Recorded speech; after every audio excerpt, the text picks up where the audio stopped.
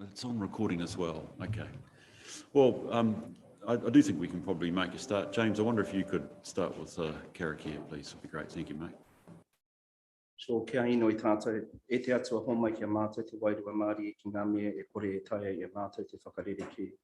O mai te manawa nui ki ngā mea e taia ana e mātou te whakarereke. O mai te māramatanga kia mātou ai, ko tehia ka uhia mātou I runga I te mō tō tātou ara ki a ihu kraiti. Amen. God grant us the serenity to accept the things we cannot change, the courage to change the things we can, and the wisdom to know the difference. These things we ask in the name of our Lord Jesus Christ. Amen. Amen. Good right, Karakia, mate. Have serenity in the day. That'd be great.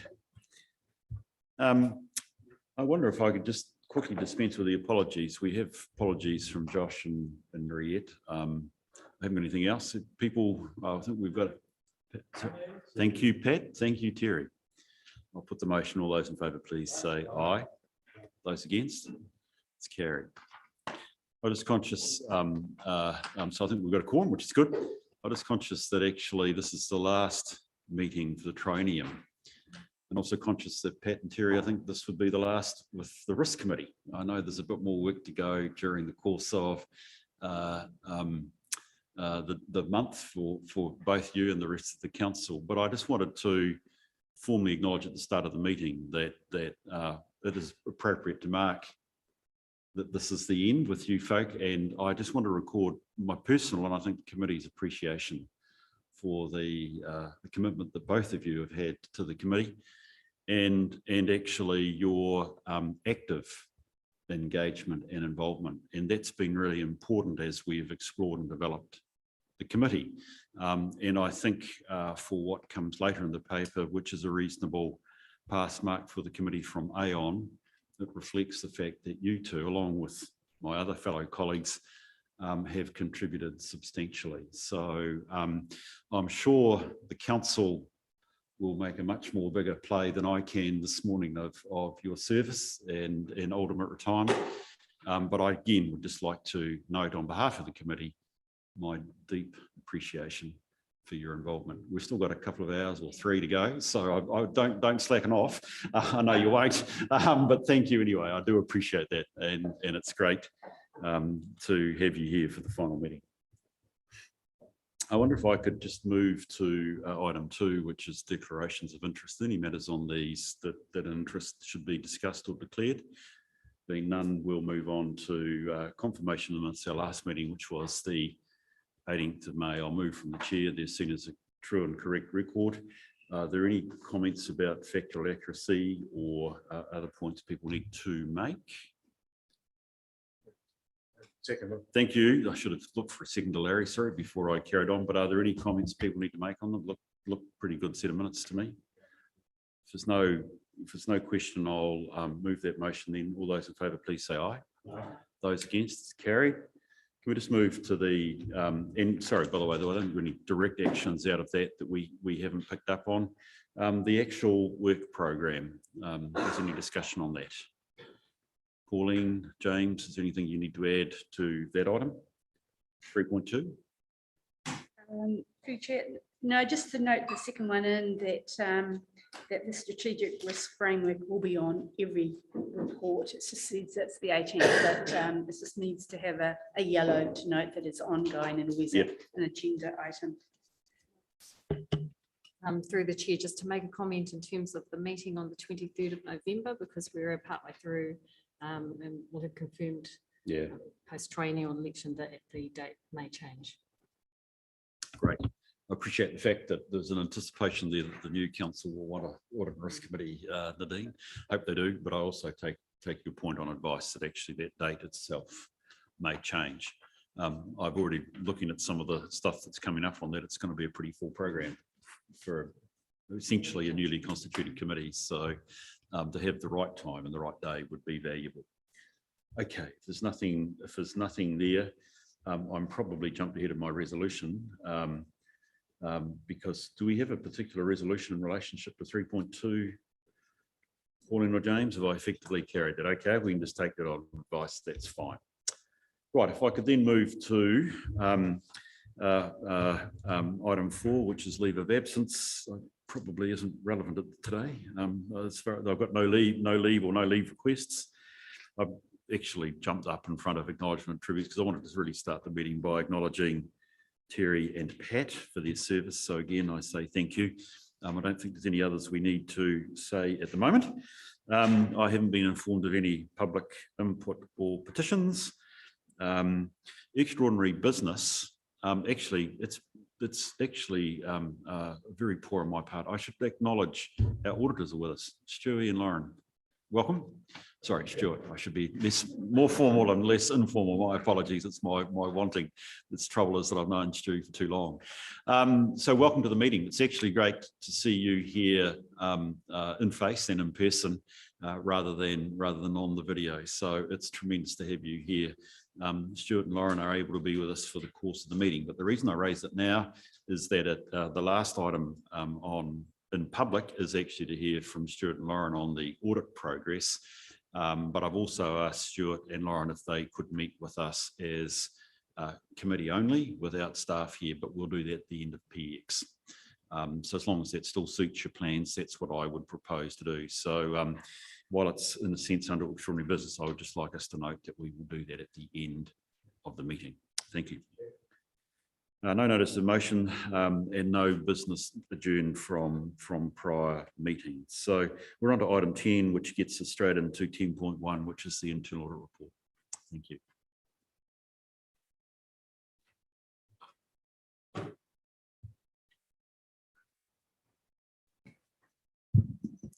Thank you, Mr. Chair.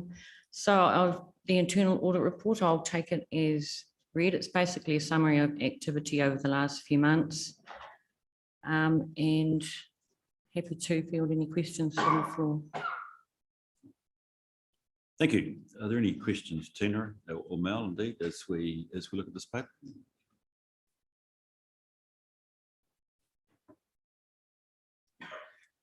Tina, I left a question for you, which is well, perhaps I'd start with my bigger question. Somewhere down the track, and we noted at the bottom of the action point here, it also comes up under the risk discussion that we have, which is actually what is our annual internal audit program.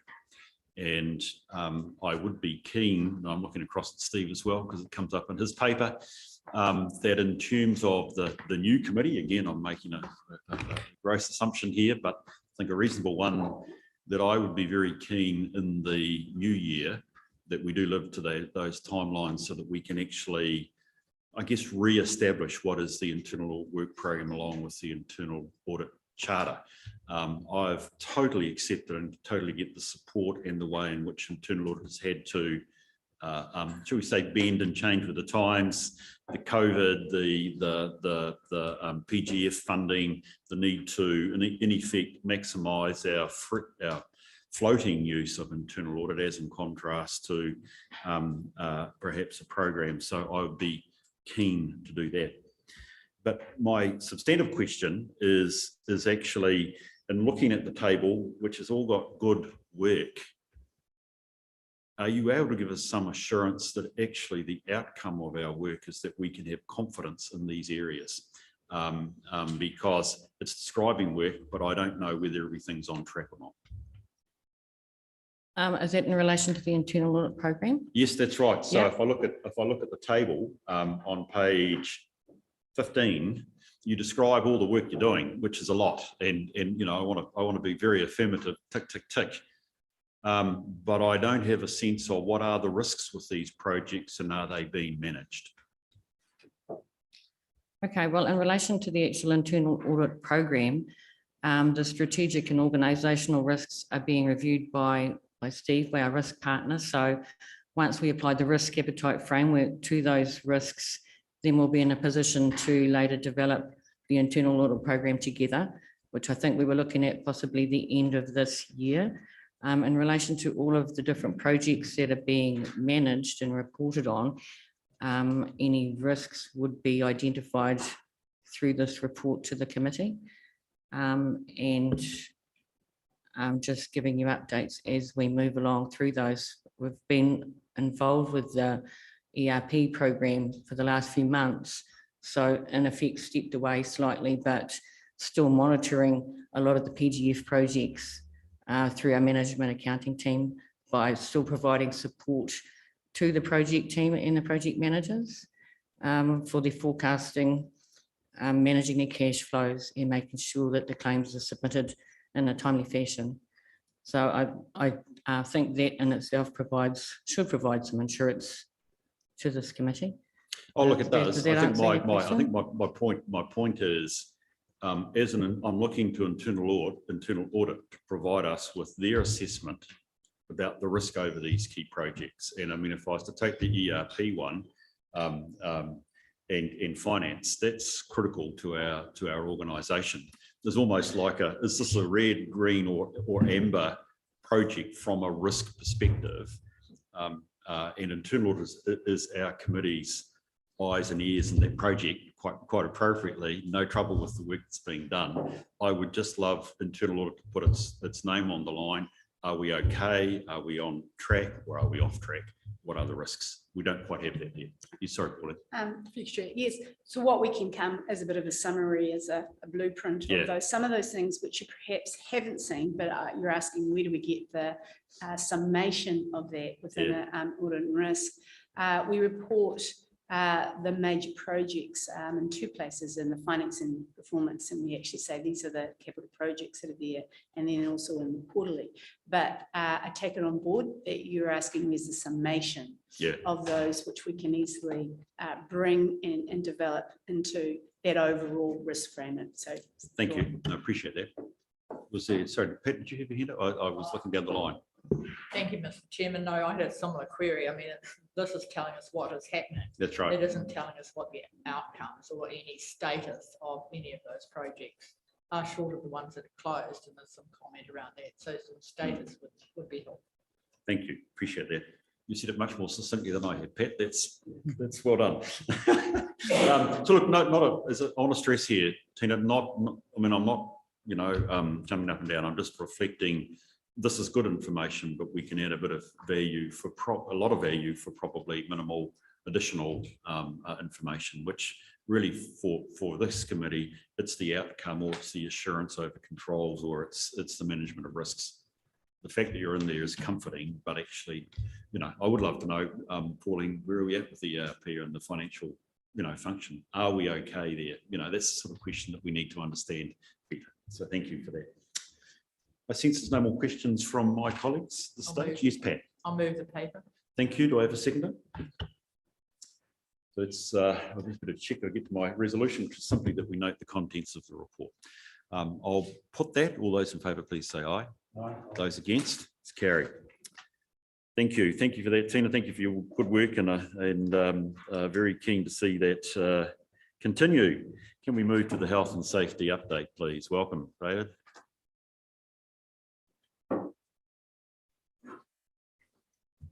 Yes, good morning all. I'm back. I'd like to acknowledge James and David for their contributions while I was away in the last report in May. So I'd like to just take the report as read and highlight a few key things in the report, and then answer any questions you might have. Okay, so removal of the COVID orange level measures we're all aware of, and it's been great. So we've deployed that across the council. So no mask wearing in any of our pool library facilities. And it's likely to see a reduction in the behavioural events that we've seen over the past 2 or 3 months. A very positive and encouraging health, safety and wellbeing internal survey results, which I think reflects the culture that we have within GDC and staff, which is really good to see. And just clarification that the ongoing assurance and verification that was highlighted by Dave, specifically to ensure that contractors are following their own processes. I think that's really key, and it's something that we've been initiated from an early stage. I'm well aware that GDC sits with regards to the sphere of influence and where we sit in that overlapping due to Section 34 category. I think we're pretty comfortable and confident. You can be comfortable and confident that we are well aware of our duties and responsibilities. Work closely with the contractors at all levels. I think those are the main kind of things. So if there's any questions you have, please throw them at me. Right, throw away, team. What is, Andy, please. Thank you. There's quite a lot in the document about us doing due diligence and being provided key information there. So how is that determined? And what I'm thinking of is I was very surprised when the Maori Wardens hit the front page and I knew nothing about that. And there was definitely health and safety issues involved there. And the fact that I knew nothing about that, I just wondered how that's determined, what does come in front of us. I can probably speak. Do you want to speak to that? So you obviously talking about the City Watch matter. Yeah, there were other forums where that was reported through to council in terms of that changeover. So the functionality remains the same. I think it's really important to be clear that the other related matters were of an employment nature. And naturally, you've got sensitivities that sit around that require a high level of confidentiality. It's very clear now that you can see that unfortunately someone leaked some material that should not have been leaked. But I can assure this table that any matters of a health and safety nature are always taken seriously, and perhaps not to go into it too much, but where that has landed might be an indication of how seriously we take those matters. Thank you. If it's helpful, I can just say the chief executive did appraise us of that months ago. Yeah, just as an item on health and safety, I was more looking at it in that context. Thank you, Andy. Any other questions? I've got 3 or 4, I guess, David. One I just wanted to note, again, appreciate the fact that you approach this from a diligence perspective, helping us understand where things are at, which is really cool. And I noted firstly paragraph 12, the reinforcement of what are our top hazards. And therefore, I was interested in actually where are the gaps. So that it automatically took me to paragraph 26, where you outline things to do or develop. I think we call them development improvement opportunities. Yeah, that's, you're going to consultancy. That's what we call it. We need to improve on this. Can I just ask a wee bit about what actually, for instance, with health and wellbeing initiatives require further development and implementation? Can you characterise what does that actually mean? What do we have to develop further? Because that's suggesting we need to improve our results, our performance. What would that be? And I had a similar ring around audit and review of major contractors is ongoing and requires further enhancements. So that goes back to even your opening comments that we're working from a due diligence perspective on our overlapping duties. Can you characterise for me what actually it is that we're going to be trying to do there? Because that gives me a bit of sense of what we're doing. Sure. Through the chair. Yeah, good questions, Bruce. Specifically the audit and review. We'll go back onto health, safety and wellbeing, for instance. It's something that's health safety has changed to health, safety and wellbeing. We're all aware of what's happened over COVID and the changing of work and ethics and working from home, etc., which increases our risk as an organisation. For instance, we've got the Mental Health Awareness Week next week, and we've put a raft of initiatives to develop with our staff. But what I'm concerned about is developing those over a period of a year, not just developing them for the week. I think that's key to actually give it initiatives and support to staff to maintain that awareness throughout the year rather than just for 1 week. So that's something we're actually developing. What we're going to provide next week, we're going to look at, focus on, see what was taken well, to see if we can deploy it over a period of extended time. So that's an area that we want to improve on, the health and wellbeing of staff. The survey report results were really good, but I think there's still room for improvement there. The audit and review of major contractors. I still think we need to get some better buy-in from some of the contractors at times. We've had a couple of instances you'll see from the report, which were all related to contractor failings, where we've got tier 1, tier 2, tier 3 contractors with excellent, robust health and safety procedures, but we've got human actions and behaviours that have let them down.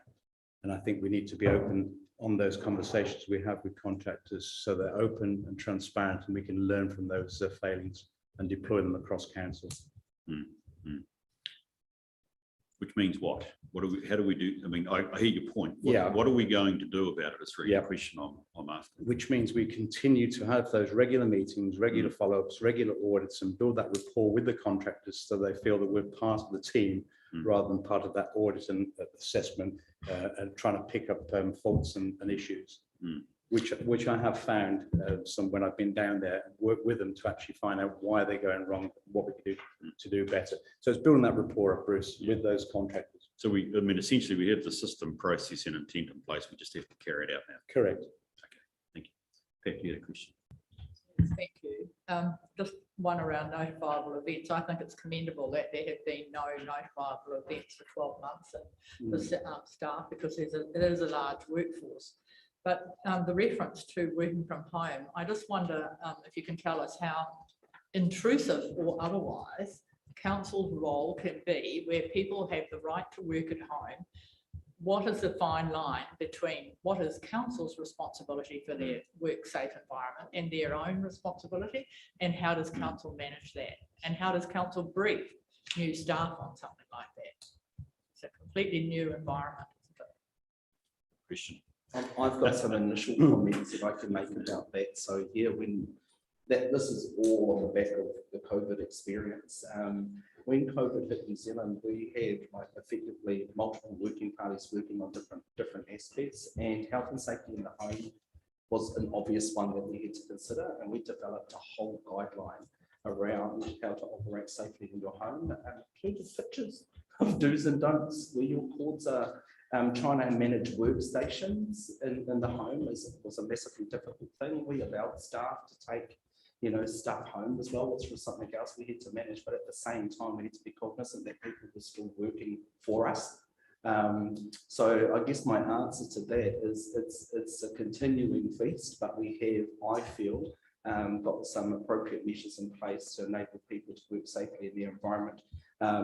It's the risk stuff around working in the home is much like working in an office. We're not having a work from home sort of implication that people are still working in the field, for example.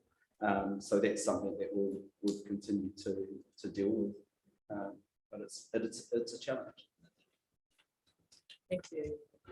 Can I make one other comment? Sorry, no, You go for it. the point, but something else in terms of that well-being co-op we were talking about earlier by way of improvement. An example of improvement is we've had for quite some time an employee assistance program, our EAP.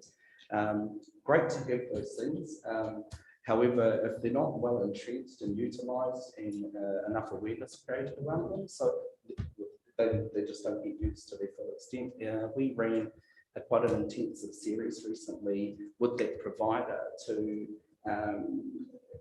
educate our staff around the services that they're able to provide, which are quite wide and varied. One of those things, for example, was a specific workshop just on tools for managers. So those are examples of the types of things that we see need improving. Often it's about raising educational awareness and making people feel safe to do so. Thank you. Now I've got Andy and then Terry. Oh, sorry, Larry. My mistake. What could I get you guys mixed up? I don't know. Larry, please ask your question. Sorry about that. No worries. Just on page 22, just referring to that wellbeing initiative that was carried out. When you got 90% participation rate, it does to me signify that we've got a great culture within this council, and everyone is on the same page. And you've got the percentage there of psychological well-being and all the different percentages there. I'm just wondering, has there been a previous survey that's been carried out, and are these percentages higher or lower from the previous survey? Yeah, we've done the Asha team survey a number of times now. I'm glad to say that our participation has always been really high, and we do buck the trend in terms of local government. It's the first thing when they come and present to us that they tell us, what are you doing to get people to participate? I won't labour on that point. In terms of these metrics, trending up. is what I recall from their report, but in a number of areas it's still fairly good. Sorry, go ahead. No, I was just going to say it's been severely undercooked, and this is the results for us in terms of wellbeing and health and safety is significantly high above the sector for local government, but also comparable to other businesses across New Zealand that use our skill team. So I am particularly very proud of these results. I think the issue for us is going to be able to sustain that level of satisfaction. Yeah, great. Is there any way that we can have comparisons if you're going to use those 4 pillars more time? Can we just get comparisons from previous? Yeah, cool. Great, that's good. Terry, you had a question? Thank you. Really just inquisitive, I suppose, but on page 27, you know, a serious road accident involving a council contractor's vehicle. Full investigation has been completed. Is it a satisfactory outcome? Where's the crossover between what's on the contractor and what's on the council? Like, yeah, joint piece. how's it work? Yeah, through the chair on this one. Yeah, this was a significant incident that could have easily resulted in a fatality. Farm Care Services was the contractor involved with this. The risk was well known of driving risks at Wainaki. The contractor was SHE approved, so they go through the documentation to ensure that they've got the competency in the health and safety side. We had many meetings with all our contractors in relation to the Wainaki roads and the access to the Wainaki forest area. The incident has involved police, and I believe the police have actually taken the driver to court. But I work closely with the team with the investigation process to ensure that we could find anything out to make things better going forward. But this was primarily a case of, well, not primarily, generally driving too fast for the conditions, but also was worrying there was 4 other people in the car that had the opportunity to step up and say, we might be going too fast. And I think that is an area of culture that we need to develop, people having the ability to step up and say, I'm not sure I'm safe in the situation. But certainly it was well investigated, and the outcome for us was continue to maintain that message of safe driving, drive to the conditions for all staff and contractors. Just supplementary, so any investigation's been completed, but there's not an outcome yet if the police are taking an action. Yeah, they've not gone to court yet, but yeah, that will be, and where we say about the ability to influence this situation, the contractor has more ability to work through their work with their contractor and to take any appropriate internal actions with that driver. Ours is to overview and get a copy of that report to see if there's any learnings for us as a company. Great, thank you. Thank you. I take it, and this goes back right to your discussion, and in fact, your good question, Terry. You know, which is, you know, the next development step you said was maintaining our relationships and building on our relationships with our contractors. So I presume this is one of those areas where you'll be wanting to use those internal relationships with the contractors as a combined PCBU, where we can develop a better understanding, perhaps even give some messages if it comes to that, in a way that we want to try and prevent that happening going forward, right? Certainly through the chair. Again, absolutely. This was probably a smaller organisation, less resources.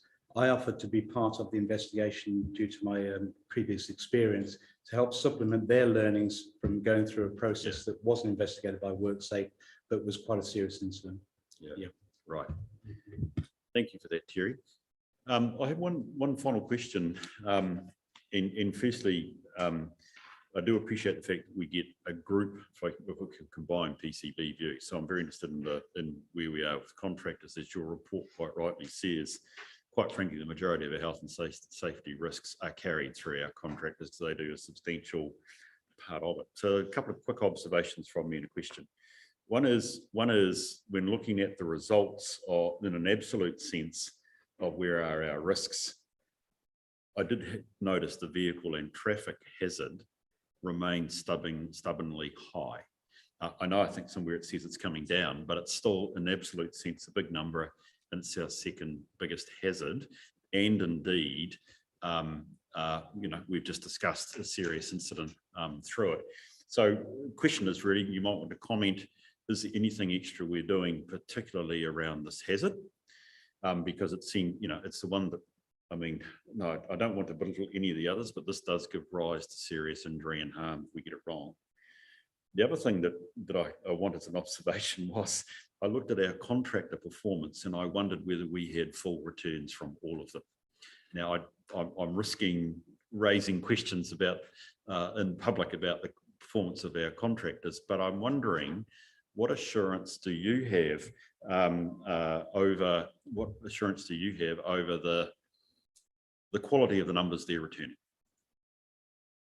I look at some of, not who they are, but some of the activities they undertake, and it interests me the level of return about near misses.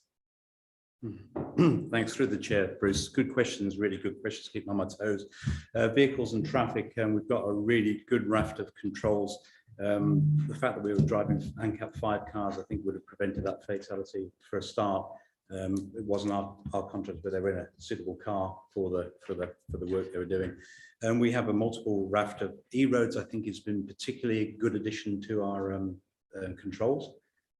E-roads, you need to put a pin in to register who you are, where you are, how fast you're driving, and those reports are made available to us so we can actually recognise safe behaviour drivers and also take exception with poor driving behaviours. So we have got a good raft of controls in place. We also have Fleet Coach, which is an online training module, which we put new people through to ensure their safety.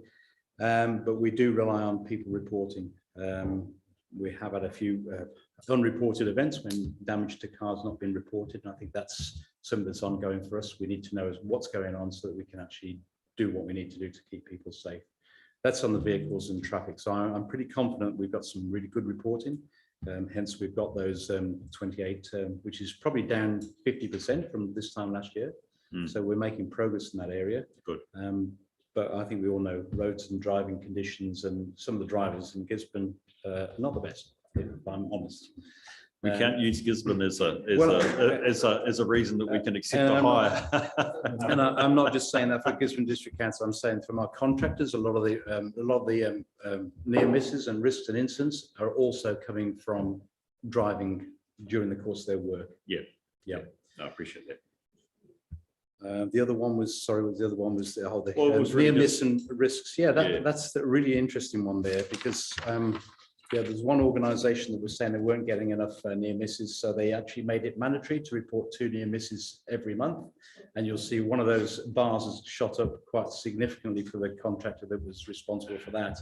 However, the content of those near misses was really insignificant and poor. So I think we have to kind of look at what reporting we're getting, so they're getting the best reporting rather than reporting for reporting's sake. I've got a lot of confidence in the tier 1 and tier 3 contractors that are reporting. We have regular meetings and we have good information. So I can give you assurances that the information coming through, whilst it isn't very high, is accurate. Good. Oh, that's exactly what I'm looking for. I should, and start wondering about one or two of those numbers, I perhaps should also say I can recognise and recognise some of these contractors I know of from other areas have very good systems of control, and we're using them, and I'm assuming that. But again, it's perhaps it's like Terry's question. It's this combined PCBU situation. You're probably our key conduit, along with the work of David and his team, to have those eyes and ears of what's happening in those combined situations. And I'm glad through our reporting we take that seriously. And I'll be looking to, well, appreciate your assurance, actually, because that's what I was saying I'll be looking for in the future. But you're giving that to me now, so that's really, really superb. Are there any other questions at all for David and the team at this stage? If there isn't any more, can we just move to the resolution on page 16? Which is that we note the contents of the report. Have a mover and a seconder, please. Thank you, Terry. Do I have a seconder? Thank you, Andy. I'll put the motion. All those in favour, please say aye. Aye. Those against? It's carried. Thank you. Hey, thank you, David. Appreciate that. A very good report. Very helpful and gives us a strong sense around our obligations. Righty, can we move to what is actually a really big issue? Big paper. Steve, it took me a fair bit to get through this one. Oh, there you are, down there. Our quarterly risk management report update, please. Thank you. And through you, Chair, yes, a more substantive report for this committee today. Two reasons. One, primarily because we are seeing a number of our strategic risks exceeding our risk appetite. So organisationally, we have a risk appetite of moderate, and we currently have 5 of our strategic risks outside of that appetite, either at major or serious. So I will focus on those risks in particular in my commentary on the report. And the second part will focus on the feedback and follow-up actions from the Auditor General report on the status of risk management across councils.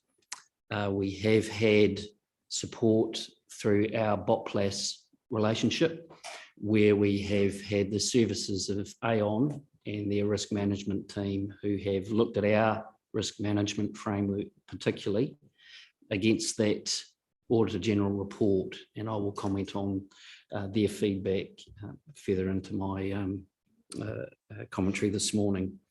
So if I come back to the major and serious risks, I think the committee will see in the report that management is providing information specific to each risk, that the committee can better understand what the drivers of the risk assessment are, and the actions being taken to bring those risks back to the moderate or lower risk appetite. And it'll be useful for the purposes of achieving that result to have the feedback of this committee with regard to the actions being taken. So if I begin with our civil defence emergency management risk, that's been assessed as major. There's 2 drivers for that assessment level. Primarily, one is an issue that'll be solved over time, and that is that our actual CDEM function is located in this building, which is within the tsunami inundation zone. And the mitigation is that management is actively working to relocate the function outside the tsunami zone. A site has been secured and construction is underway. Well, the process of constructing the new facility is underway. So once that building is completed, we should see this risk automatically fall back to that moderate level. However, until that happens, we are exposed. The other element with the civil defence emergency management function is that there is an emerging trend or a trend towards more weather events of greater severity. And I think that has the more direct impact on our risk assessment level for this area of risk, and management are actively reworking the approach towards managing major events in order that we can bring that level of risk back to moderate. Those actions include reassessing the resourcing required to meet increasing major events, improving our training, and that also includes greater training support for councillors, and this will be a function within the new council induction process. And we're also in the process of implementing the medium-term actions of the Civil Defence Review Plan. Implementing those actions is now 80% complete, so we are on track for having those medium-term actions completed. And something else that came up through these recent weather events is our reliance on our volunteer network. And so the group plan has a specific focus on having a specific volunteer management policy whereby that resource is appropriately recognised and supported internally, that component of our response can be as solid and as strong as possible. And in completion, around the reassessment of resourcing, we are assessing the purpose and relevance of a specific recovery manager resource within the team. Looking at the experience elsewhere, there is a case to be made for a specific recovery manager role within the team. However, we are looking at how that sits alongside the other roles and functions within the team to see if that's the most appropriate way of achieving that outcome. So in summary, yes, this risk is assessed at major, but management is actively working to bring that level of risk back to moderate. We are vulnerable in the time it'll take for the new building to be available. However, that work is actively being progressed. Our next major assessed risk is our people and capability. And this committee has had a number of reports and a deep dive specifically on this issue. That my summary is that we are continuing to apply the actions approved by council earlier this year that came into effect 1st July. And it is too early in the process to say whether all of those actions are having the desired impact. However, our recruitment stats have stabilised under what is still an ongoing difficult market environment to work in. So there is some reassurance for this committee that we are at least stabilising our recruitment performance figures, and we will look to continue to improve those under what is still a difficult market. Finance and procurement are both assessed as major, and as previously reported, this assessment is based more on prudence than an actual risk event occurring. And that prudence is based on, again, the wider market environment that the council is working within. And the actions being taken to bring these risks back to moderate. For finance, it is to continue with our treasury actions and increasing our monitoring, cash flow forecasting, covering our interest rate movements, and reprioritising spending where appropriate, and scenario modelling to anticipate where risk events are likely to emerge. We're also actively working our insurance strategy to ensure that the policies are effective for the type of cover and type of event we require the insurance for. And we have an ongoing review of our CCTO liabilities in terms of the operation and activity, and that is still in progress. With procurement, similar to finance, increased monitoring and cash flow forecasting, but also further review of our procurement strategies and resources against the long-term plan timeframes as our market conditions change. And depending on how the schedule of work sits against our long-term plan timeframes and any changes in or major changes in expected costs, we have the opportunity or the ability to rationalise our procurement arrangements if resources are deemed at critical level. So that is an active management process. I do want to comment on legal compliance. Although the risk is assessed at minor, I do need to report that at the previous committee, there were a number of actions that were in review, and I'm happy to report that those reviews have been completed. There are a number of changes that are being brought forward that are contained in this report as a result of that review. So while the risk has remained at minor, that is the result of active follow-up and processing of those review actions. Moving on to natural environment.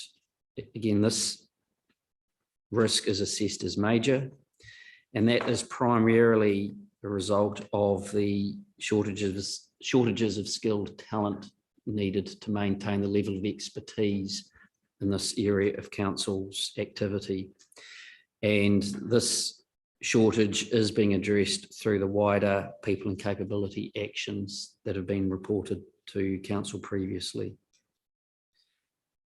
I think the key strategic risk for comment today is around our asset management risk that is deemed serious, and that is at the higher end of our risk scale. And asset management is, there are three components to our asset management. One is our roading infrastructure, one is our water, for waters infrastructure, and the other is our community assets.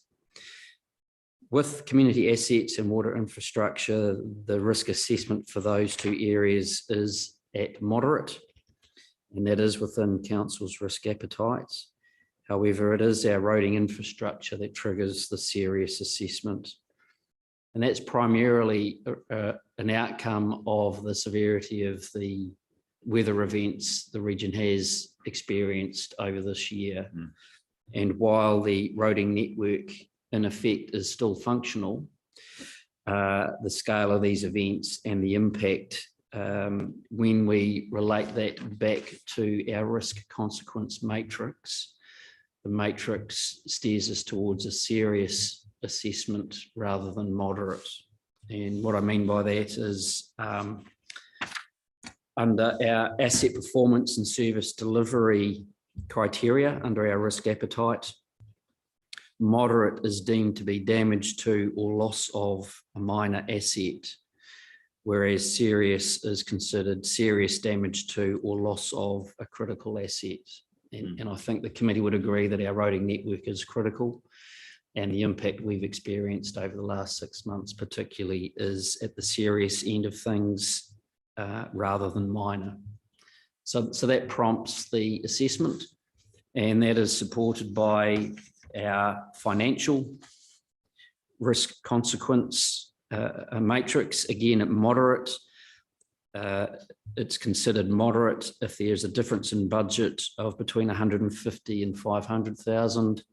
Serious if the difference in budget is greater than $2 million. And the initial assessment of the financial impact to council of restoring our roading network exceeds that $2 million figure. Hence the assessment at serious.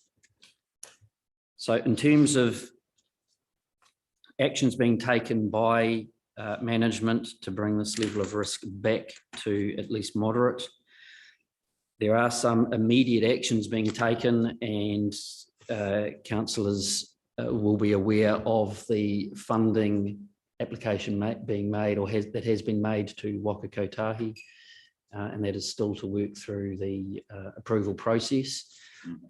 If successful, that would provide an immediate injection of funding to assist restore our roading network.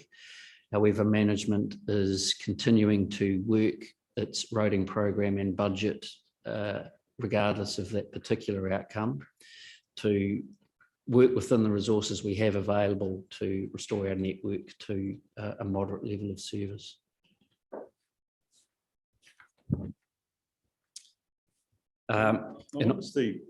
It strikes me, if I'm just following through on your performance, it strikes me this might be a good point to just stop and consider what is a very important and serious set of messages to the committee before we then deal with the other areas of the Aon review and the other items you've got. Would it be appropriate to interject now and invite comments from questions from the committee? Absolutely. Just to close that part out, yeah. I think what we're demonstrating here is active management of our risks across the organisation, and the opportunity to have this interactive conversation with the committees critical to our overall management of these risks. Yes. So, look, sorry, you may want to comment on the Tairāwhiti climate change response, or whatever planet is, which is fine.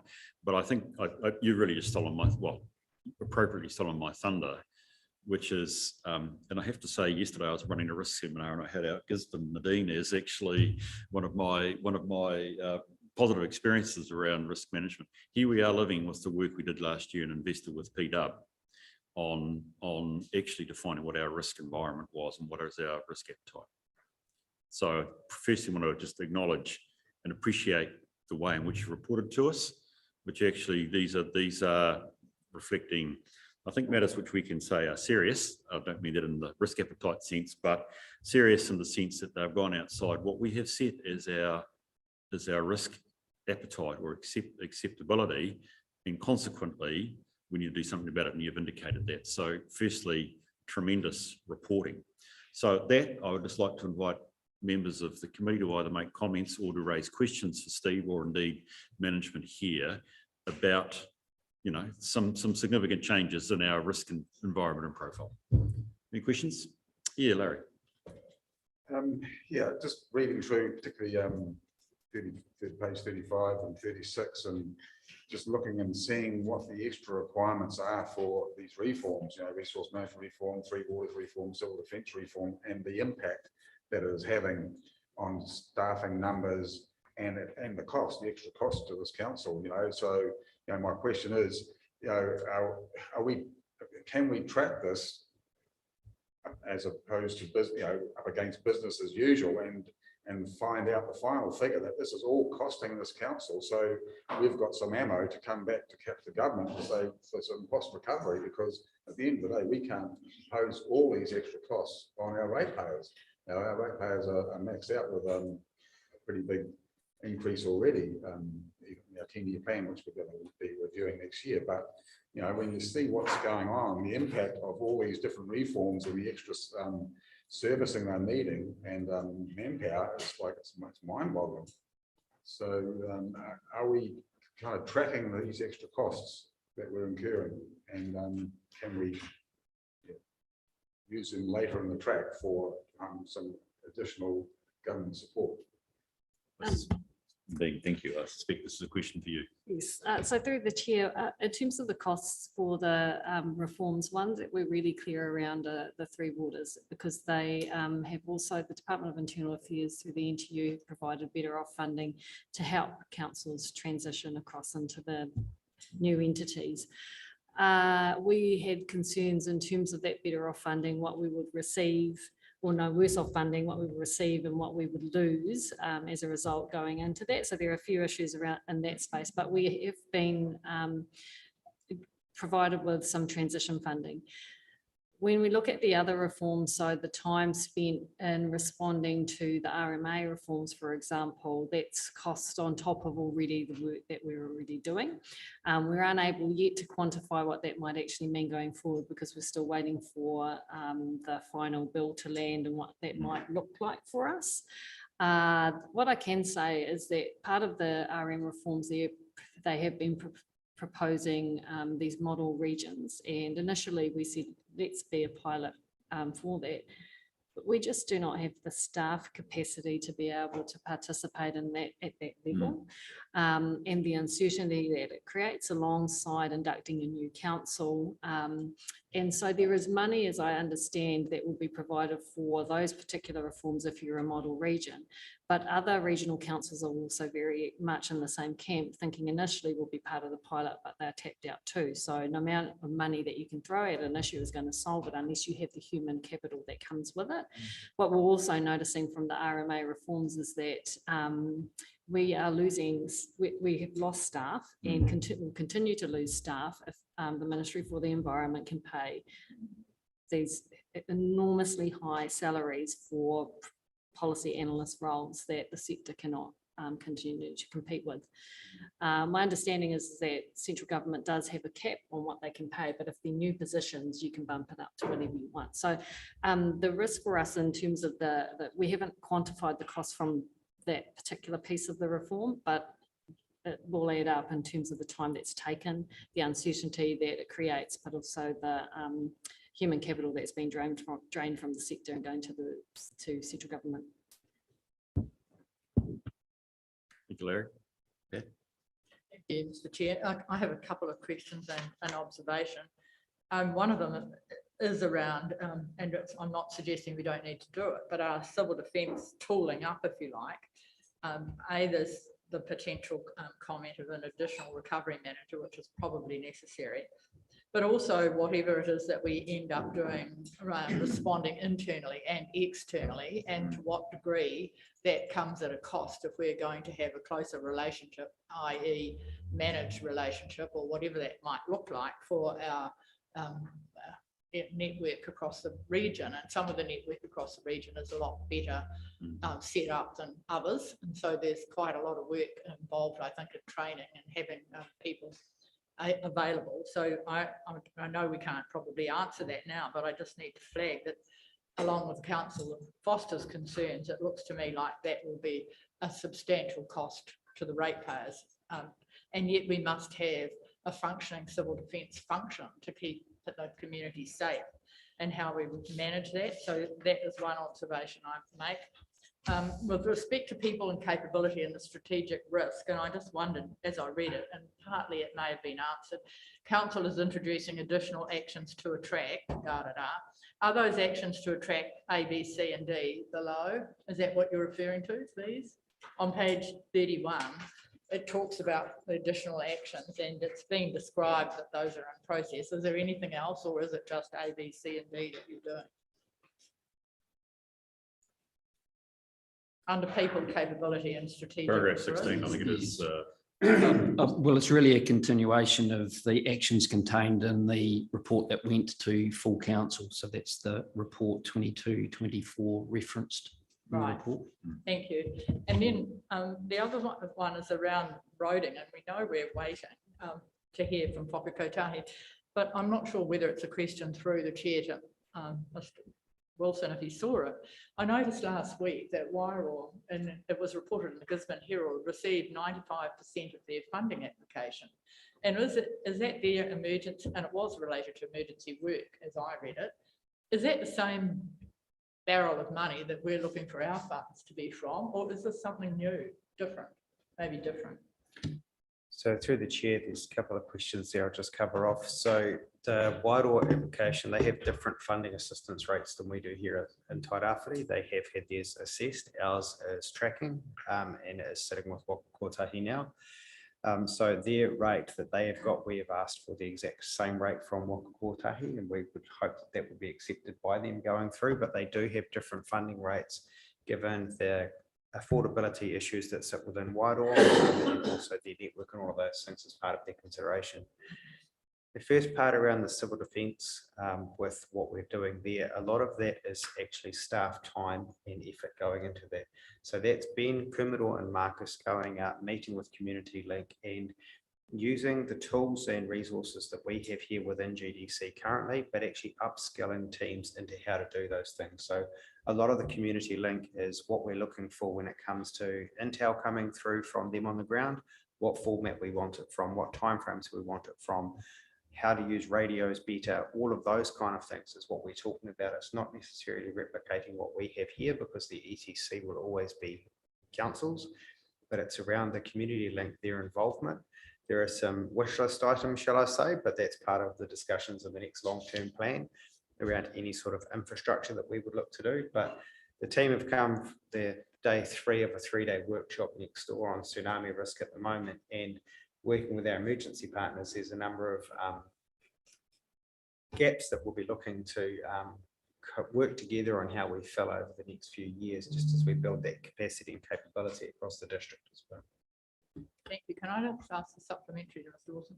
I'm aware that it's just made me think about it, that there was substantial grants to Marai and containers were going to, and there was a fund and it was made available. Have they actually turned up? Because I remember hearing a lot about them, but I don't know that they've actually arrived yet. Okay.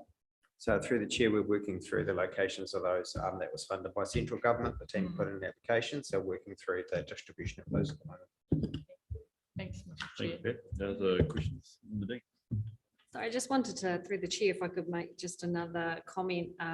So not sure if I responded appropriately or adequately to the question in terms of the impact that this will, the management of the risks will impact on ratepayers, and certainly there's a theme going through here, and that's around adverse weather events, the ability for us to stand our network back up, the ability for us to respond to these events, shortage of staff, changes that are happening with central government reforms as well. So there is a conversation that we as a local government sector will need to be having with central government. There's a fine line between that, as we're seeing what's happening in Three Waters when we're asking for assistance, and then when assistance comes, we don't really want that assistance because it looks quite different. But I think the future for local government is where that needs to happen. So realising that the adverse weather events that we are facing are a result of a worldwide issue around climate change, and yet we're bearing the brunt and the ratepayers are paying for that. So what is a way that we can share that cost across New Zealand? So I think it's part of a bigger conversation that we as a local government, central government sector needs to have with our communities too. Thank you for that, Dean. That's really helpful.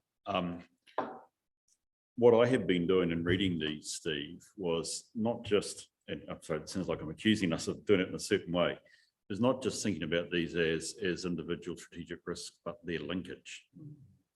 And it strikes me, if I can just step aside from the equity of who pays, because I get the point of that, which is a really good question. It seems to me that for me, it's a bit of a triangle. We've got actually, what is the capability of our CDM response? And we've got a whole bunch of stuff that we're doing there. Roads, which are our critical infrastructure and are our most serious risk, and probably staff, and closely behind that, if not in front of it, is funding. It's almost like a, pun intended, a perfect storm for us as a council. So I guess there's probably going to lead to two things if I can think about it. One is clearly, I would suspect, well, actually, I think you've mentioned it, David, we're waiting on Waka Kotahi to come back with a favourable response to us.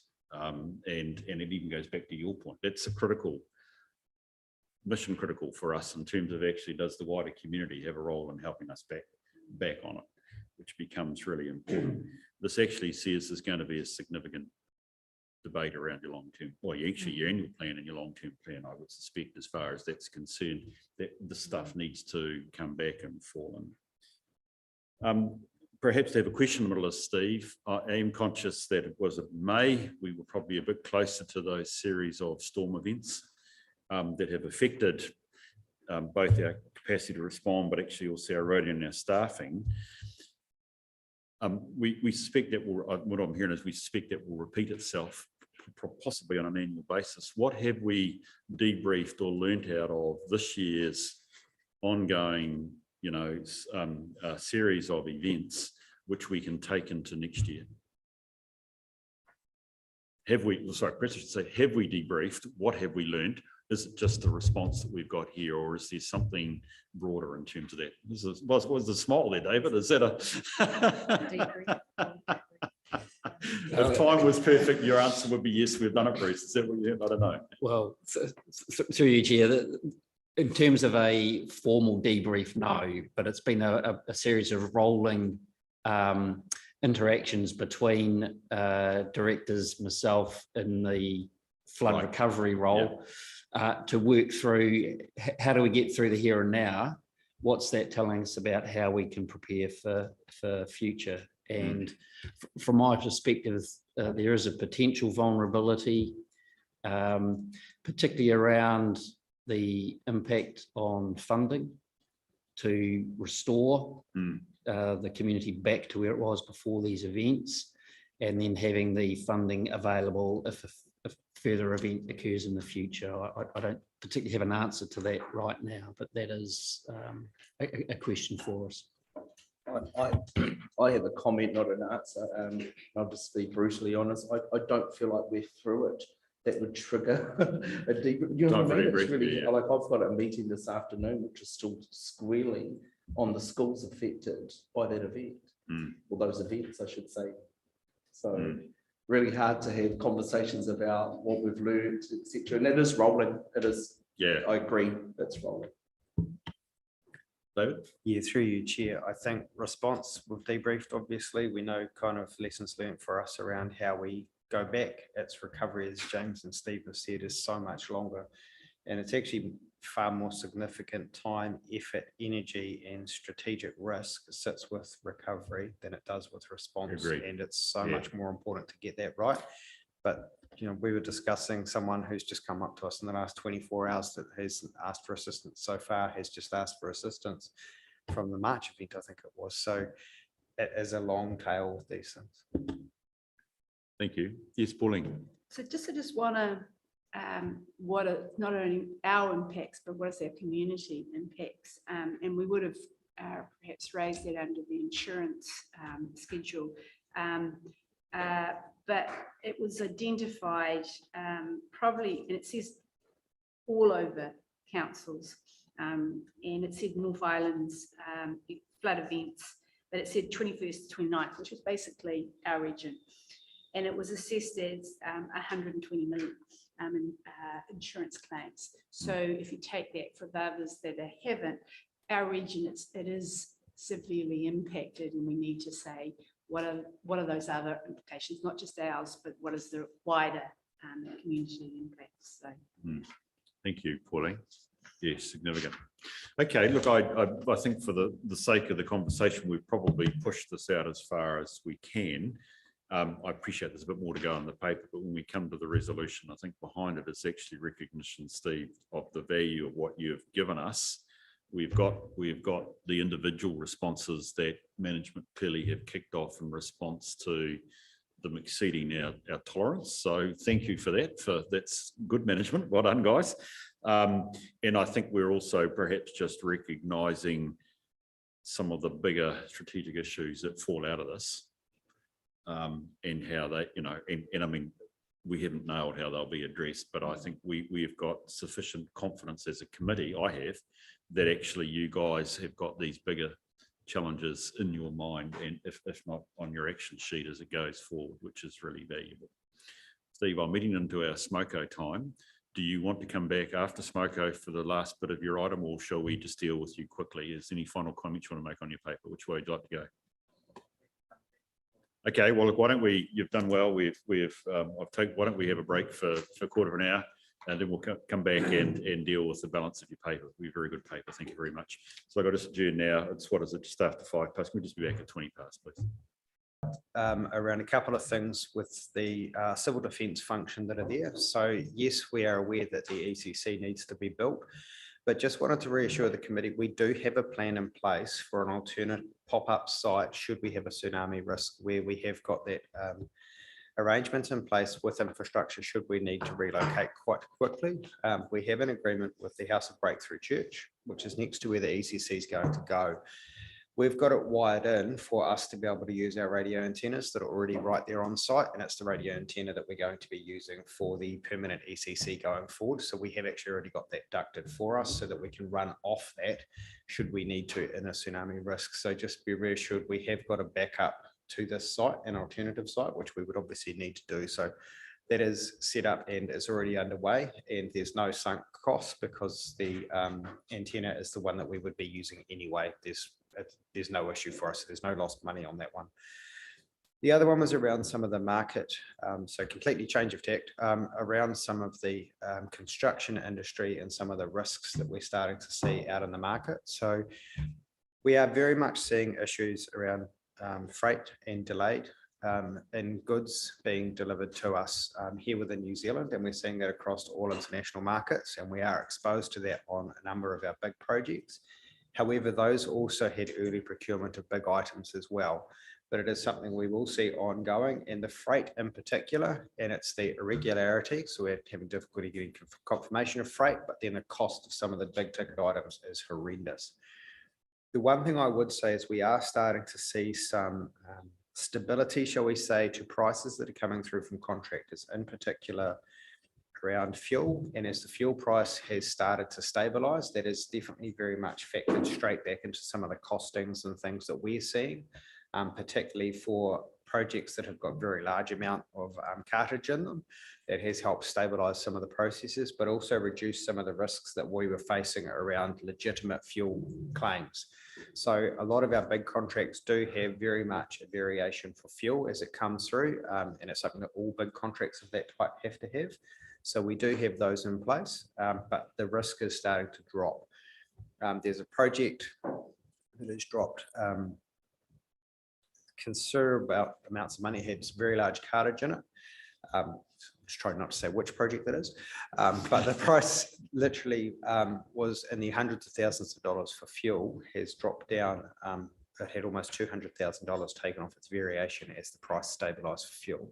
So you can see there's some big exposure that's starting to risk.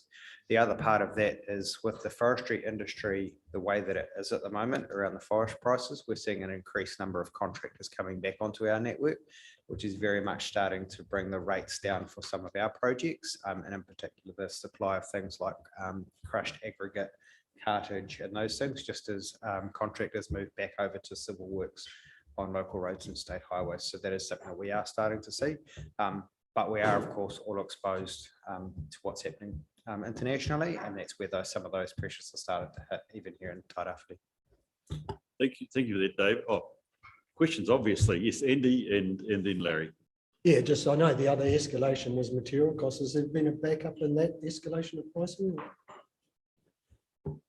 Through the chair, unfortunately, with materials costs, they go up, then they plateau. They very, very rarely drop back down. So we're still seeing steel, concrete, those things are high, even timber, but it's around surety of supply is the biggest risk that we'd be trying to factor into everything. But the rise has stopped, is it? Slowed. Yeah, unequivocal answer there, Andy. Larry. Yeah, just my question is around bitumen. Is the supply chain good for bitumen at the moment, and is the pricing being impacted by those global shortages and everything? The supply chain for bitumen is good at the moment. Fulton Hogan's, we're working through the program for this season and everything's looking on track. We have some clauses within the contract for bitumen, which I'm happy to talk about in public excluded, but some of those are commercially sensitive with Fulton Hogan. But there are clauses within there that contain the price of bitumen with opportunities depending on cost fluctuations to negotiate those. I think they're fine, but I'm holding a price, so I think it's all good. Fulton Hogan may say something different. Thank you for that, and thank you for that update. And it just reflects, Steve, again, I go back to where I left off, the good value of what you've reported and how we're living with our risk framework. It also reflects why we need to look at it quarterly, because even our big risks, which sometimes seem, well, they always sometimes seem a bit immutable, are actually quite active. So, and there's an indication of, well, I think you're trying to cast that as positive news, David, in terms of particularly roading, which has some stabilising costs, but it's going to come and go. So we need to keep that on an active watch. So again, thank you for that. Very good discussion. Steve, we've got the rest of your paper and I invite you to take us through it, please. Thank you. And through you, Chair, the balance of the report is really around the follow-up from the Office of the Auditor General report that was tabled at the previous committee. As reported, we were able to benefit from our participation in the BOPLAS arrangement with other councils to secure the services of Aon to review our risk management framework against that Auditor General report. And I will pick up the climate change risk as part of this general feedback. But in essence, the Aon work is still a work in progress, and I will be looking to submit their report to the next committee. So this is an interim update to the committee. However, the question that was posed to Aon was, what's their assessment of our risk maturity level within the organisation relative to other councils?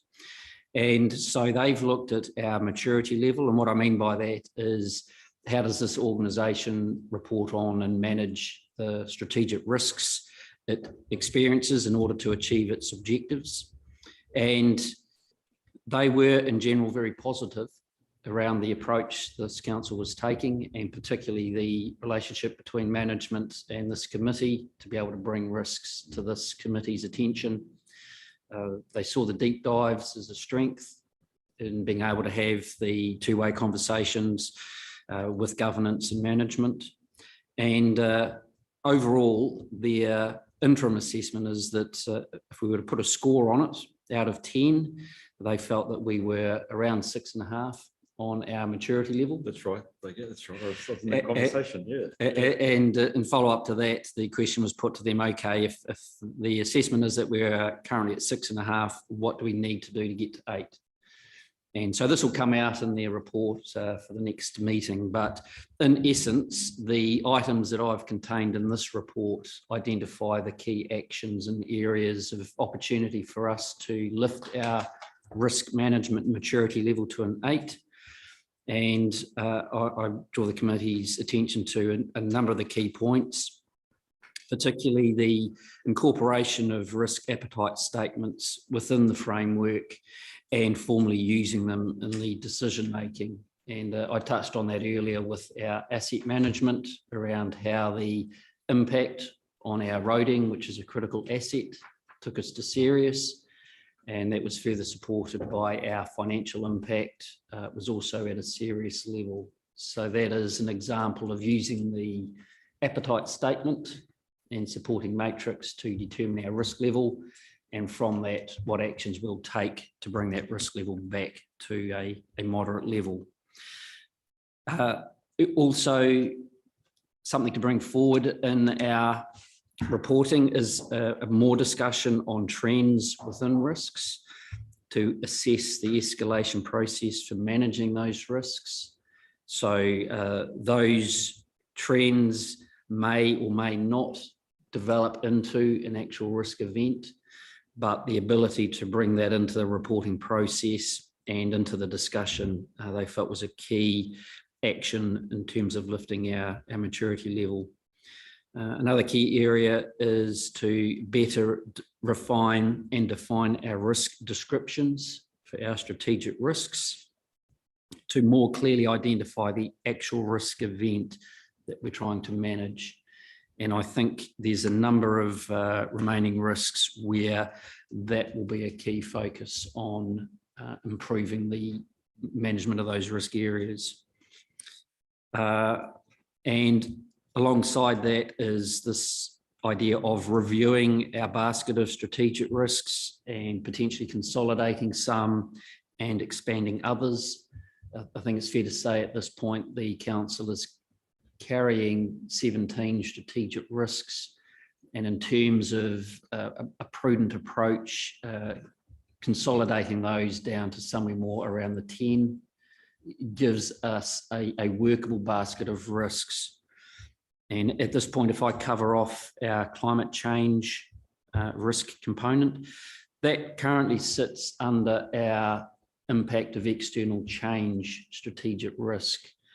And that impact of external change primarily has a central government focus to it. The number of changes coming through to local government as a result of central government changes to legislation means that there's a case to be made for potentially separating out climate change from that functional risk area. To that end, the council is already underway with the Tairāwhiti climate change risk assessment, and that will provide evidence and information with which this committee and council can better determine where climate change sits as a risk, whether it needs to be a standalone risk or whether it sits better within a better defined strategic risk elsewhere. So advising the committee that that work is underway, and that will be an immediate action and follow up to the feedback provided by Aon. And then internally is a focus on improved training or increased training across the organisation to raise the level of risk awareness and risk management capability, both within management, but also with councillors as well. And we have already booked in, as part of the induction process, a component of risk training for incoming councillors. Alongside that, increased use of data and analytics to inform our risk management. And that is a process that is currently underway as well. And an immediate outcome is to, we are adapting our reporting templates to elevate the risk discussion component within our reporting. And in summary, I've touched on identifying trends within risks, and with that is also to identify potential emerging risks. And again, where we identify emerging risks, they may or may not develop into actual risks, but having that wider context that we can base our risk discussions within is a further recommendation from Aon that we'll be working through for this committee. Happy to take questions. Thanks, Steve. That's good. And you know, I'm actually pleased, by the way, 6.5. Any assessment at this level, first time round, is always going to be slightly cautious. And I thought that was a very good result. And when you characterise it in the way that you have, looking both at what their summary statement is, but then the nature of their recommendations, they're about enhancing what that we do, not fundamentally fixing something that's broke. So that's a very good result. So questions or comments for Steve, please? We okay? Thank you for that. That's good. Full report to come. And I think if I was to characterise their own report, we should be doing more of what we've just done for the last hour. So well done. Appreciate that, Steve. And as I say, very good report. Can we go back to the resolution, please, which is on page 28, if I've got my numbers right. I'll move from the chair that we note the contents report. Thank you, Larry, that you second. I'll put the motion then, please. All those in favour, please say aye. Aye. Those against? It's carried. Thank you, Steve. Appreciate that. Right, can we move now to the insurance renewal? If that's the case, is that Pauline, is that you, or do we have Andrew with us as well? That would be me, through you, Chair. No, I'll take most of it as read. It's really straightforward. It's just to say we're in the process for our next insurance cover, which comes from the 1st of November to the 31st of October. Saying what are the likely costs that we're actually seeing in these particular areas. And we also had adopted the insurance strategy last year, and there were some actions associated with that. So this report just gives you an update of that. Once we have what it translates for our insurance cover, that report will come through into as soon as we get it, and they are lining up with the next committee. But happy to take any questions. Thank you, Pauline. Again, I think we should ban from this committee. This is a straightforward report that probably means we'll take 3 hours on it. So I think it's a commentator's kiss of death, really. No worries. It's a very good report. Do we have any questions or comments for Pauline, please? There's a couple just from me. Like, I appreciate this is getting us into the position and recognising a 1 November roll, and that 23 November or thereabouts, we'll get a report back on what actually has been placed. Can I just say from my experience elsewhere, our brokers have softened us up for what's happening everywhere else, which is premium rates are going up. So I think anybody either in business or in local government knows that's actually the case, let alone the fact our valuations are going up for the assets that we do have. So I take that one on board. So that's super cool. And in fact, we'd go working to our overall strategy. What's important is actually, I think if I've got it correct, the proposed work with Aon around our modelling, what is our maximum probable loss, whatever we call it. That's correct. So that is going to go ahead. It's underway now. Yes, so it's already happening. To get that information, to get the assessments. So yes, it is. Yes, so in other words, we've committed to spend that we are going to do this modelling work with scenario modelling with Aon, so they can come back and provide us with a, shall we say, a chance for a more insightful look at where our insurance stance is and how we share risk.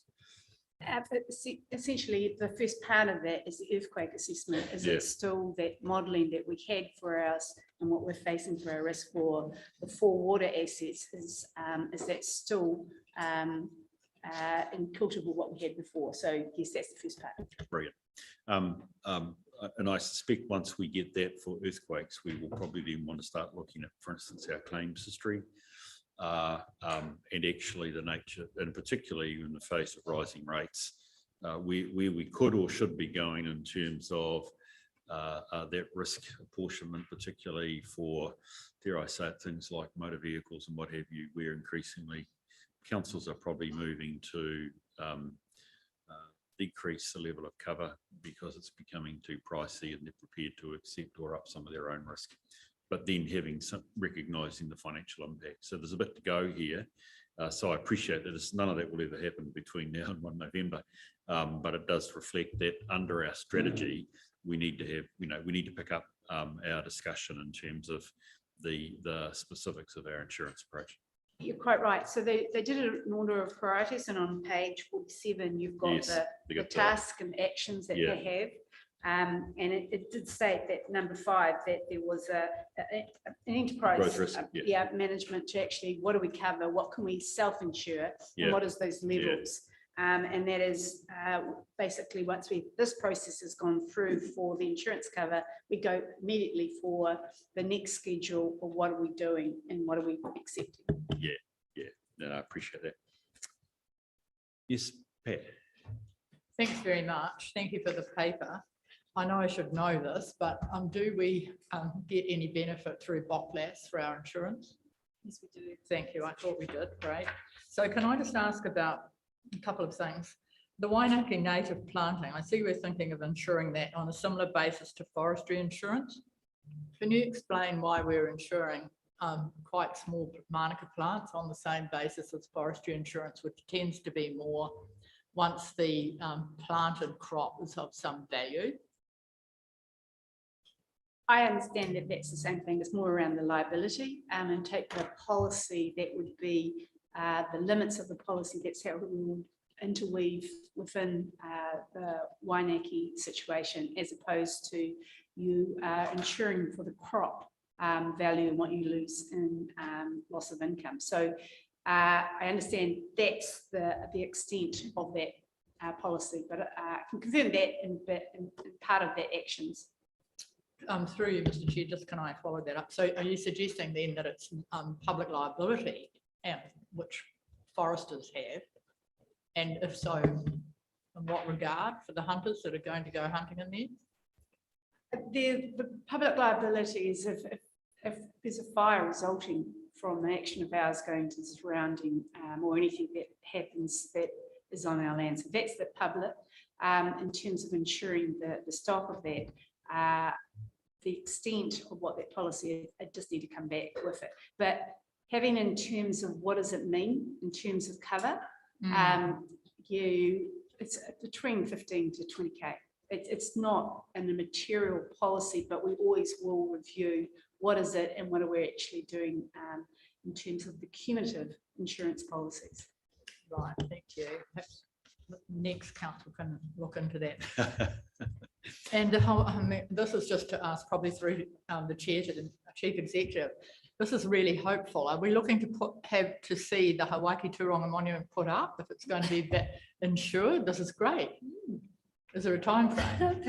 Through the chair, I too thought that was great, and seeing it in there as well.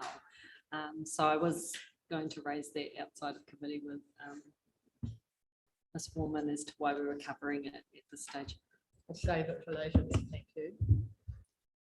Pauline, I just wonder, I think we should acknowledge, and I'm just wondering whether we should include as part of the resolution confirmation of our previous strategic decision to look at Rex and to increase the cover to 10 million. Was there anything that we need to discuss or the committee would like to raise about that report from Aon about our cover for Rex? No, it was reasonably straightforward. They looked at the 3 scenarios, which we saw as most likely. And in effect, the 10 million is a punt for the middle, if I can put it that way. It doesn't hit the big one, but it's probably the credible position for us to take. I actually wonder, Pauline, whether we should just have a second motion that we just recommend to council they receive this report and note the position that we've adopted. Would that be reasonable? Because it is actually it's not quite a change, but it is a significant element of our insurance strategy and approach. I think Thank you. I think we should do that. About that when we initiated the Yeah, change, so yeah, I no. support that, Mr. Chair. And it's almost in front of our nose, so to speak, in terms of the reports just over there. I think it would be valuable for council to note that. So we would just recommend council note the position that the committee have adopted, which has been affirmed through the AO report. Well, if there aren't any other, there aren't any other comments we would like to make. Right, so if we move to the motion, since you received the report, I don't know quite what I'm moving in my second motion, but it's essentially to recommend council note the position reached with our brokers over the insurance arrangements for REX and covering our responsibility.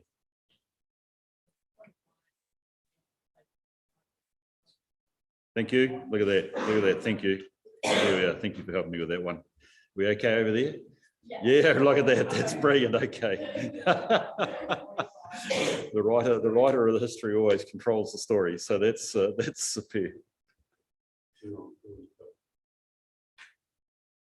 Yeah. It's 9. Yeah. We recommend council notes that and it's essentially a repeat then of the paragraph 9. Okay, well, I'll move that. Do I have a second, please? Thank you, Pat. Put the motions. All those in favour, please say aye. Those against, it's carried. Thank you. Right, tracking on. Stu, you came back. I thought you were about to disappear for the main item of the day. I'm going to move on to obviously the audit. We're in a position where I think we're trucking towards the 29th of September, as I understand it. So Pauline, is anything you want to say before I invite Stuart and Lauren to talk to their report? I will just give an update because this is about the EY's report. So, but I just want to say where we're up to and where we expect to get for the adoption at council. We are still in progress, and the document itself is due usually a week beforehand. We pretty much have a 80% of the document. The document is there 100%, but obviously subject to anything that comes back from EY as part of those changes.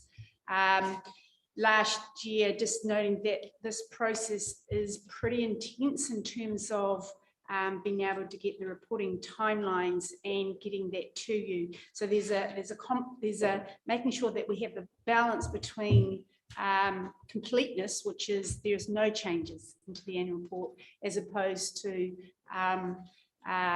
accuracy. And so we will have to take that into account and have any other changes if that does occur, that you have a robust annual report for you to be able to have timely to read it, as opposed to what is the full and final. So there may be some changes that occur between when you receive that report and when it is actually adopted. So I'm just signaling that process. One other thing just to be aware of in this process, and I think it will be a little bit of a theme of this annual report, is that COVID did have the impact on the availability or the ability to process and do things.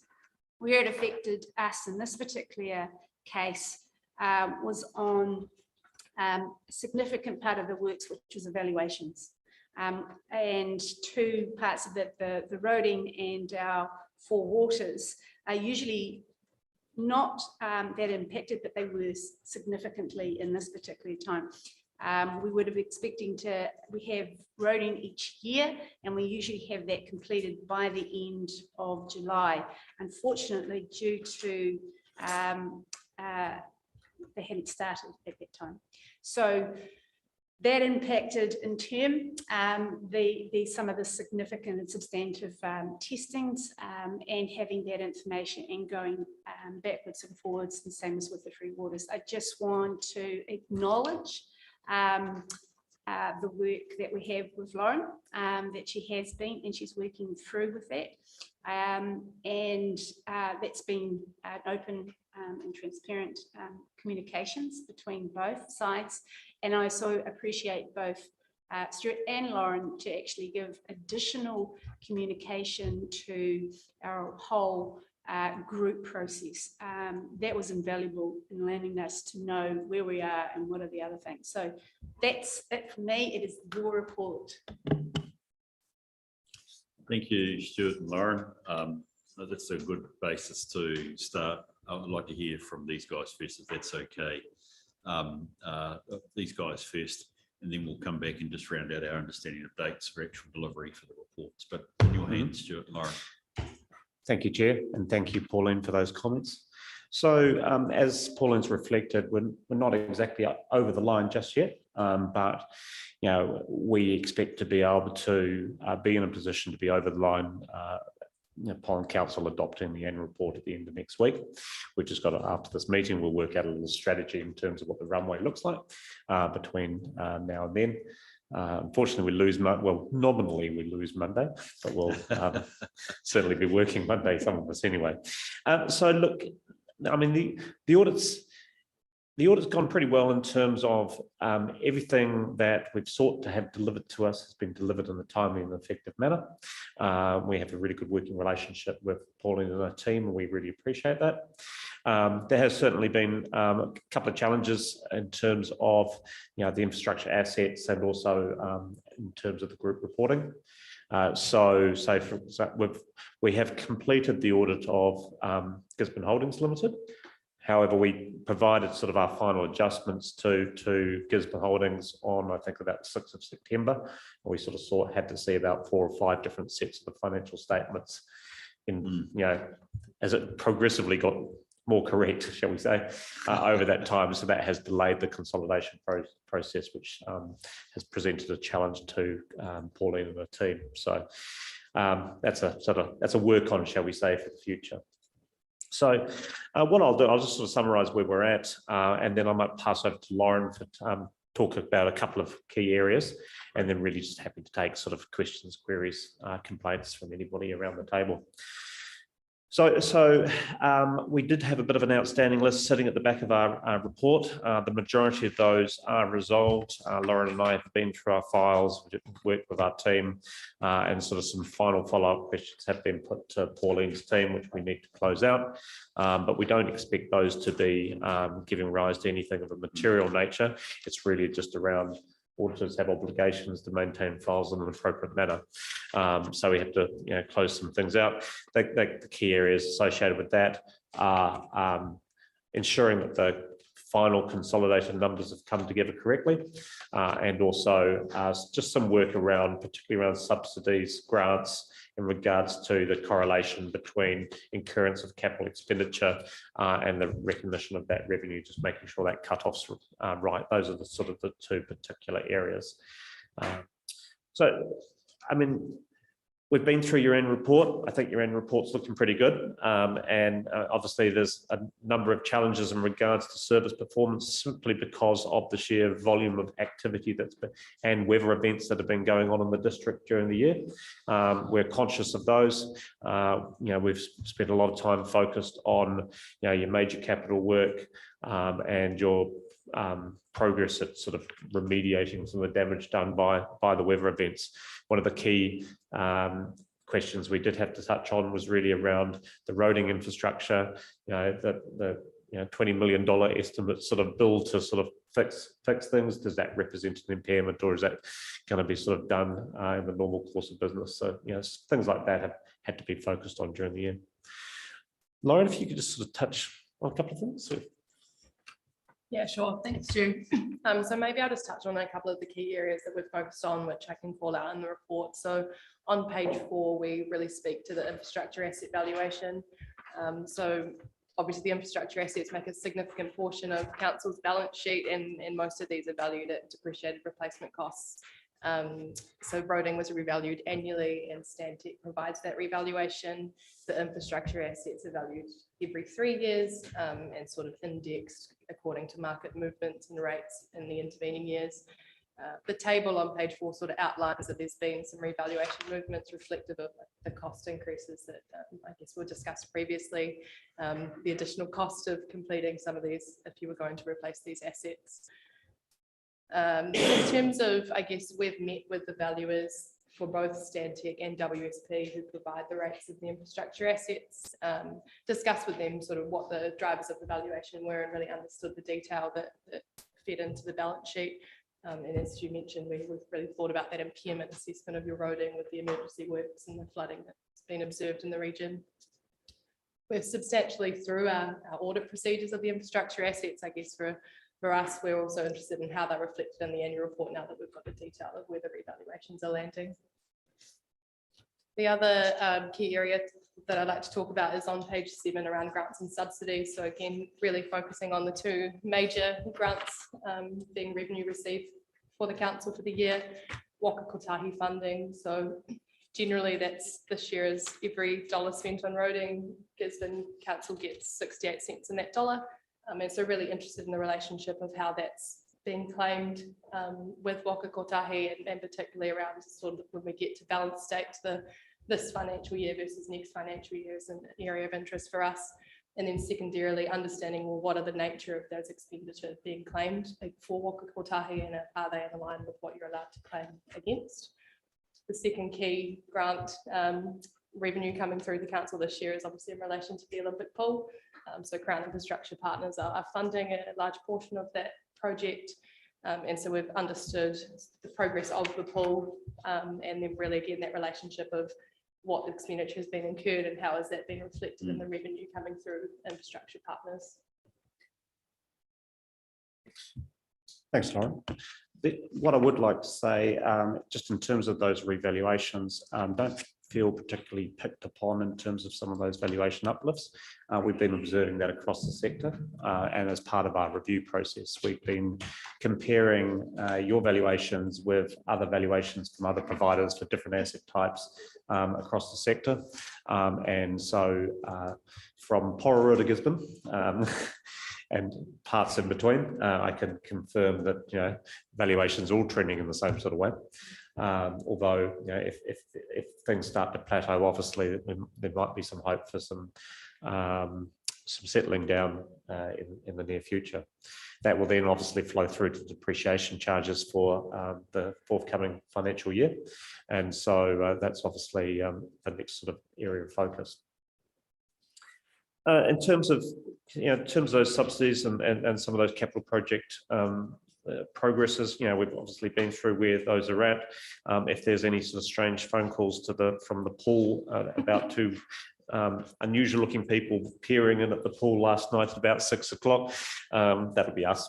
So just wanted to go, not quite kick the asset, but have another look just before coming to see you.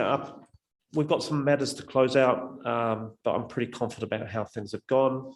I'll observe that there's work-ons in regards to the connectivity with Gisborne Holdings Limited, which we can talk about at a separate time. And the only other matter I'd bring to a couple of other matters to bring to your attention, there's some changes in accounting standards that are coming in for the next year. Probably not going to impact from a recognition and measurement perspective our council too significantly, but there'll be certainly things to consider in regards to disclosure. So we'll work with management in relation to those. And then there's been a complaint to the Office of the Auditor General in relation to the roading condition and maintenance at the Waikaura Valley. And so we're working with management and the office just in terms of providing the Office of the Auditor General with appropriate information to support their correspondence. I think that's going to be resolved in a perfectly reasonable manner. These things are not uncommon, so it's kind of a normal course of business. Happy to take any other questions or queries. Actually, one last thing, I keep sort of adding one more thing. Service performance reporting. So we've been completed the vast majority of our work on service performance reporting. There are, in the water quality space, the Office of the Auditor General has raised questions in regards to the changes in that space and how things are being measured and the appropriateness of how things are being measured. Double check the small print this morning. Even though we've done the underlying work, pretty satisfied with how things are being reported. The OAG would like us to positively affirm that to them prior to sort of final sign off. And so we'll do that over the next couple of days, outlining the procedures that we've undertaken and the evidence that we've gathered in regards to that. Hopefully that will pass the test. It sort of looks pretty reasonable to me, but that's a little out of our hand, and that is a sector-wide issue. That's not a Gisborne Council matter. And the only other matter that is also a whole of sector issue is, of course, in regards to Three Waters. You've got a disclosure in your annual report in regards to what is occurring in that space, which I'm sure you're all fully aware of. We'll have a emphasis matter paragraph in our audit report. So it's not a qualification, it's just drawing readers' attention to the section of your report that explains that, because it's obviously such a significant matter to council. Everybody's getting one of those, so don't take that too personally. Thanks, Stu. Thanks, Lauren. I just before I open up for Larry, first question, just to sort of round this off, bearing this is our meeting, or the only meeting. The committee isn't going to meet again before it's not going to be able to recommend to council adoption, because obviously timing prevents that at this stage. So let me just ask a couple of other points of, I guess, fact over this. So you've really indicated the opinion at this stage you're heading towards is what we would call an unmodified, or in the alternate, unqualified opinion, but it would include an emphasis of matter around the ongoing Three Waters reform, and hence reference to the assets which are on our balance sheet, right? Correct, that is our intention. Yeah, that's your With intention. that little health warning around the water supply. There's a little bit of water to flow under the bridge, pun intended, so I get that. The other thing that normally we would look at as an audit committee and recommend signing this letter of representation. So this is our representation to you, Stewie, for the benefit of the rest of the committee, that everything's tickety-boo. We've maintained our systems of control. There's no fraud, a corruption other than what we've told you about. We're in control of it. We're a going concern, la, la, la. So this is a reasonably standard process, but you may include additional requests for representation. Do you know of any at this stage outside the normal ones? No, look, we've been caught in one of those sort of situations where do you stop auditing and then start writing the reports, and so we didn't get the letter of representation to you for this meeting. However, I can say that essentially it's consistent with previous years. Yep. We will make reference to significant judgments and estimates in relation to infrastructure valuations, but that is not abnormal. And so there are no particular matters that we need to draw your attention to. And I'm happy to provide you, Bruce, with a copy of that letter of representation so you can run your eye over it. Yeah. From a ex-auditor's perspective, to make sure that there's no hidden fish hooks. Yeah, no, I think that would be good. Mm-hmm. So my final, just to wrap back onto the detail, as I say, thank you for waiting, Larry, is so can I just confirm between you and Pauline the timing between now and the 29th? When do my colleagues get to see a draft report? So they can read it before they go to the 29th. If I went back from the 29th, when do we hope? I mean, I just want to get a sense. When do we hope to see both the draft opinion, but more importantly, the draft annual report? Pauline and I are looking at each other. It's kind of like a Mexican standoff here. Pauline, your annual report, what would you like to achieve? Ideally, we were trying to work for this Friday to be able to send out. I mean, we did last year send out on the Saturday through some of the things, but ideally we would like to have to the production to be able to do that. That also democracy services who don't really want to be working, we want to be able to do that, but it's a weighty document, and we would like to be able to give that councillors have a fairly good time to be able to read it. But that's our recommendation, is like, well, how do we get there, and where timeliness versus completeness. So here you point, so it could be Friday, could be Monday. No, through you, Chair. Look, I think we'll be comfortable with the numbers by Friday. Yeah. And as I sort of reflected, the key thing is just ensuring that the group consolidation has landed correctly, because the numbers from GHL were sort of finalised a bit late. And so I would be able to sort of say that the numbers will be fine by Friday. The risk is that there might be some minor editorial tweaks to sort of some wording, but then again, councillors are allowed to have some input into the actual end report. I think by Friday, it'll be in a good enough state that you should say this is 99 98.5% done. It should be distributed so that the members of council can have a good read prior to your meeting. And if there is any significant matters that we need to draw the council's attention to, then we will work with Pauline to ensure that that clarity of message occurs. We don't expect that to give rise to a change in the bottom line or a substantive change to the balance sheet. But, you know, I've got some scribbles on the set of annual report, and, you know, we'll pass things back to Pauline's team as quickly as possible. Look, you guys indicated that after the meeting, obviously you're going to you're going to work out the runway.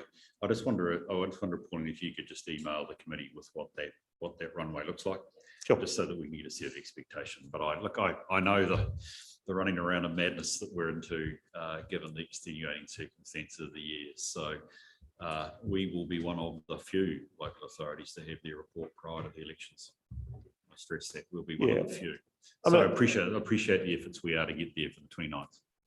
It's always a balancing act. I mean, it's good to get it done, allow council, obviously it's pretty important in an election year to actually get it done and get current council who owns this annual report to sort of sign it off. It's always a balancing act because we also want to do the job properly. Yeah, no, and that's my first port of call. I want you to do the job properly, but if we do it 29th, that is superb. I already know of councils that are having to be scheduled for the new year for their sign off, not with their wishes, but with actually where arrangements are at. So I get that. So thank you for that. That's really helpful. Good to have that insight from you, Stuart and Lauren. Larry, you've got first question. Sorry, thank you for waiting. I'm through reading this. I just want to congratulate this council. You know, this audit is a big tick for the organisation and the way and its commitment to it for its core role for this region. So, yeah, congratulations all. It's fantastic. And there are always work in progress, which is identified here. But overall, it's a good performance rating. I do have a question. You've included in your evaluation flood control with 3 waters. I would really like to see 3 waters separated if possible, so we can identify, because there has been an increase. I would imagine a lot of because we're going through a flood control upgrade and huge assets being increase in assets being put into the new stock banks and everything like that. So I would probably imagine that most of the increase in the valuation would be attributed to that project. But it would be really good to have the 3 waters totally separated out. So we, you know, because that's going to be the huge emphasis. You know, I'm sure we're going to be looking at you know, over $360 million in 3 waters assets. But it would be good to see what increase that has been. You know, just identify the increase of valuation that's been over the last 3 years, because I know there's been you know, there's been input on that as well. So yeah, no, congratulations.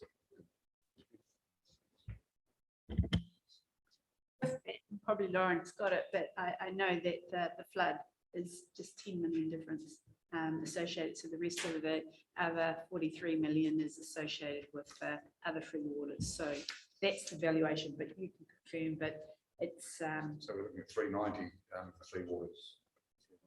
No, I'm talking the difference. Sorry, so when you look at the increase, yeah. Okay. So it's 3 million. And flood is 85 million. Thank you for that. Any other? Yes, Pat. Mr. Chairman, thank you. I've just got a couple of questions and observations. So one question is on page 10 around GHL, and I note that we haven't signed a lease on this building, which is relevant from 1 July 2022. And I won't name them, but there's a couple of other quite substantial leases and agreements in this building that have taken in this organisation taken another year to complete beyond, and so we've needed to extend the time frame of current leases. So I'm not sure if you looked into that, but I imagine that if I'm thinking that there might be some other things around ownership of the building that's in behind this lease agreement. So while it won't be me, I'll just ask Audit and the Audit and Risk Committee to keep an eye on what is happening there, because there's some issues, I think, that this committee and those coming on the council need to be aware of. And then in relation to our roading, I mean, would it be helpful to the organisation if Audit were to make some comment about the lack of ability to adequately fund our roading network with the quantum of funds that's available to us? Because we're constantly asking for further funds, and you've made some comment about whether the funds was noted as an impairment or not. And so I'm wondering whether it's not advantageous to council's position to have some comment made about the maintenance of our very extensive network of the sum of money that's available to us without a huge amount of additional cajoling which council officers are required to do.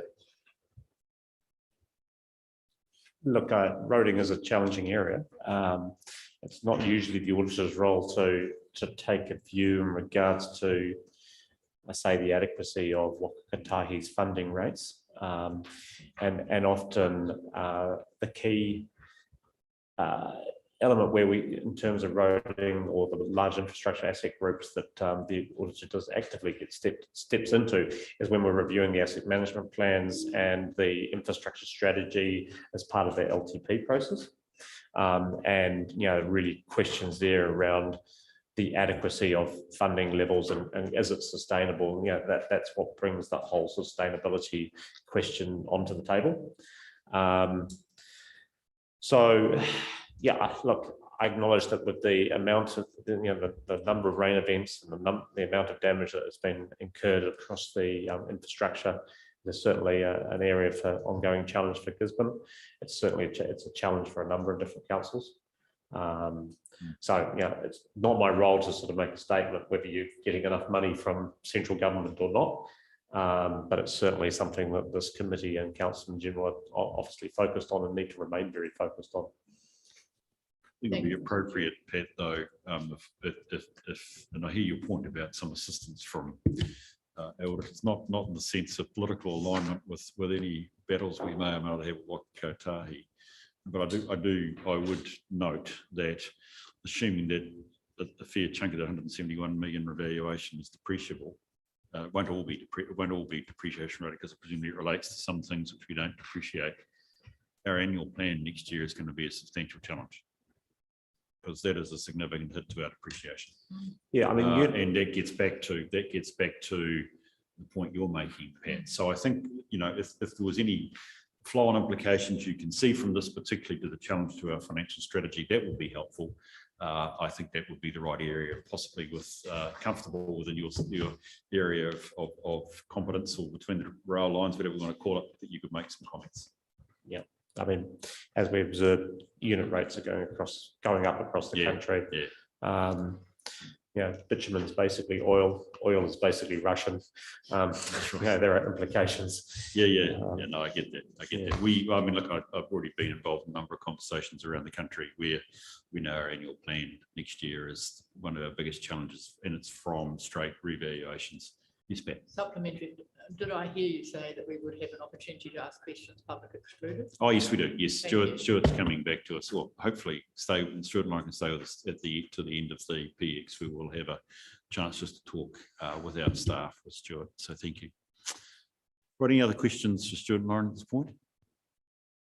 That's hopeful. I know it's not the position you wanted to be in Pauline either, in the sense of that we've still got ends to tie up, but I do appreciate, as I said, in the circumstances, the hard yards that you're going through to get there, and we look forward to the 29th, as I suspect you are as well. I want to just move to the resolution, which is simply that we note the contents of the report. I think that's quite adequate at this stage. There was that action item, just let us to know when, you know, what is your pathway to the 29th, but that'll, I don't think we need to hold that as an action item, because by the time we get to the next meeting, it's dealt to.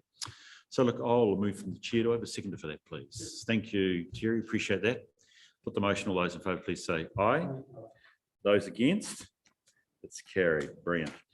I don't think, if I've got correct, there's any other business that we need to transact in public other than to look at the resolution, item 11, to exclude the public as we deal with particular litigation risk and legal issues and one or two of those other matters for the reasons that are stated, which seem to me to be quite obvious. I'll move from the chair that we move into public